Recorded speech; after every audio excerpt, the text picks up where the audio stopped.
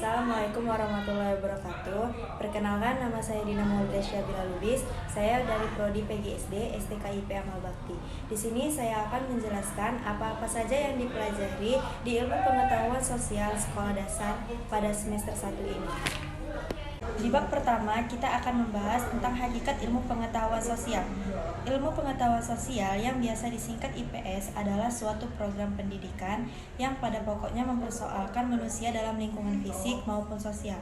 Menurut Muljono Cokrodikardjo, bahwa IPS adalah perwujudan dari suatu pendekatan interdisipliner dari ilmu sosial. Adapun karakteristik IPS yaitu yang pertama mempertautkan antara teori dan fakta, yang kedua bersifat meluas, yang ketiga mengutamakan peran aktif siswa, dan ada juga sejarah perkembangan IPS.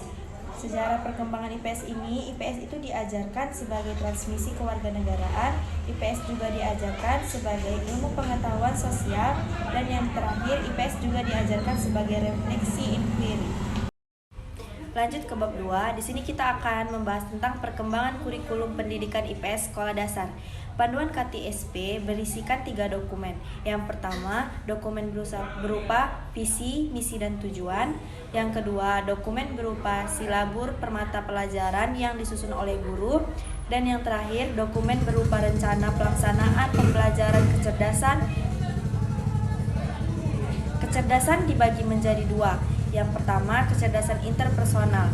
Kecerdasan interpersonal merupakan kecerdasan sosial siswa dalam berkomunikasi, bekerja sama, menyesuaikan diri dengan orang lain, dan empati, saling tolong-menolong dengan teman sebaya. Dan yang kedua adalah kecerdasan intrapersonal, yang merupakan kemampuan siswa dalam memahami diri sendiri dan mampu berbuat dengan pemahaman yang dimilikinya. Bab 3, kita membahas tentang strategi pendidikan sekolah dasar. Teori belajar adalah gabungan prinsip saling berhubungan dan penjelasan atas sejumlah fakta serta penemuan yang berkaitan dengan peristiwa belajar. Teori belajar IPS dibagi menjadi 3 jenis. Yang pertama, teori behavioristik, yang kedua teori kognitistik, yang ketiga teori sibernetik. Adapun metode belajar yang dikemukakan Sardijo dan Ishak antara lain: yang pertama metode ceramah, metode diskusi kelompok, metode diskusi panel, studi kasus, metode brainstorming atau pemecahan masalah, diskusi formal, tanya jawab, dan metode kerja kelompok. Pada bab 4, kita akan membahas tentang manusia sebagai makhluk individu dan sosial dalam pendidikan IPS di SD. Manusia pada hakikatnya adalah makhluk sosial yang pada dasarnya setiap kehidupannya tidak dapat terlepas dari adanya pengaruh interaksi sosialisasi dan komunikasi. Ada 3 macam peran sosial. Yang pertama peran ideal, yang kedua peran dipersepsikan, dan yang ketiga peran dilaksanakan.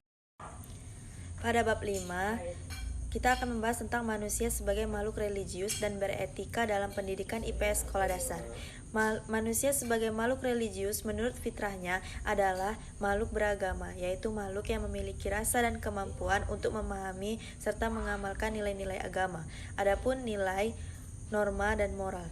Yang pertama adalah nilai. Nilai adalah sesuatu yang dapat dikatakan nilai jika mempunyai manfaat dan berharga bagi kehidupan manusia. Yang kedua norma. Norma adalah petunjuk tingkah laku yang harus dilakukan dan tidak boleh dilakukan dalam kehidupan sehari-hari. Norma dibagi menjadi 4. Yang pertama norma agama, kesusilaan, kesopanan, dan norma hukum. Yang terakhir adalah moral. Moral berasal dari bahasa Latin yaitu mores, yang artinya kebiasaan, adat istiadat, yang kemudian diartikan sebagai tingkah laku. Di bab 6, yaitu interaksi manusia dan lingkungan dalam pendidikan IPS sekolah dasar. Lingkungan adalah semua benda dan kondisi termasuk di dalamnya manusia dan aktivitasnya yang terdapat dalam ruang di mana manusia berada dan mempengaruhi kelangsungan hidup serta kesejahteraan hidup dan jasad renik lainnya. Interaksi manusia dan lingkungan adalah manusia melakukan interaksi dengan sesamanya atau lingkungan sosialnya dan mengembangkan nilai dan norma untuk mengatur interaksi tersebut. Pada bab 7, yaitu konsep budaya dalam pendidikan IPS sekolah dasar di SD. Suku dan budaya di Indonesia. Suku bangsa merupakan kelompok sosial di dalam sistem kemasyarakatan dengan memiliki arti atau kedudukan tertentu karena adanya garis keturunan, adat istiadat, sistem keberadaban, agama, bahasa, dan kesenian. Di bab 8 ada isu-isu sosial budaya dalam pendidikan IPS sekolah dasar. Globalisasi. Globalisasi berasal dari kata global yang artinya mendunia atau universal, sehingga globalisasi dapat diartikan sebagai suatu proses menyebarkan atau mendunianya suatu hal dari satu negara ke negara lain sehingga batas antar negara menjadi hilang. Pada bab 9, kita akan membahas tentang kegiatan ekonomi dan kesejahteraan dalam pendidikan IPS sekolah dasar. Produksi, distribusi, dan konsumsi. Yang pertama ada produksi. Produksi adalah kegiatan yang menghasilkan barang atau jasa untuk memenuhi kebutuhan. Yang kedua ada distribusi. Distribusi adalah kegiatan penyaluran barang dari produsen ke konsumen. Distribusi dibagi menjadi dua. Yang pertama distribusi langsung dan tidak langsung. Yang terakhir ada konsumsi. Konsumsi adalah kegiatan menghabiskan atau menggunakan hasil produksi. Di bab 10 ada kerajaan-kerajaan di Indonesia dalam pendidikan IPS sekolah dasar.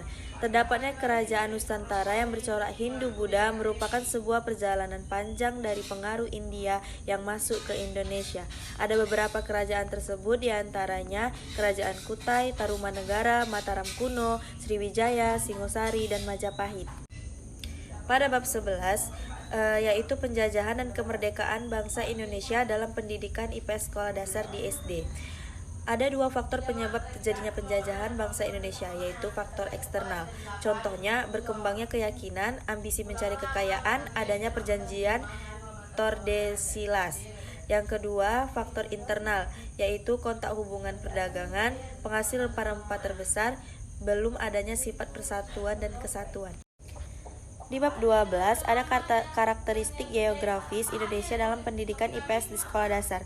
Letak geografis Indonesia menunjukkan bahwa Indonesia merupakan negara kepulauan terbesar di dunia yang terbentang dari Sabang hingga Merauke yang memiliki 17.499 pulau. Indonesia sebagai negara maritim. Negara maritim adalah negara yang memanfaatkan secara optimal wilayah lautnya dalam konteks pelayaran secara umum. Di bab 13, Asia Tenggara atau ASEAN. Sejarah terbentuknya ASEAN sebelumnya diawali dengan adanya pertemuan 5 menteri luar negeri dari negara-negara Asia Tenggara pada 5-8 Agustus 1967 di Bangkok, Thailand.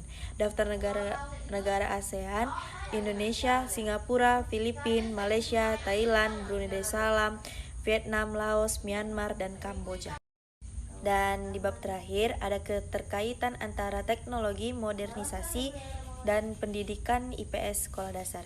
Yang pertama, teknologi. Teknologi adalah sarana prasarana untuk menyediakan barang-barang yang diperlukan bagi kelangsungan hidup dan kenyamanan manusia baik dalam pendidikan maupun kehidupan sehari-hari.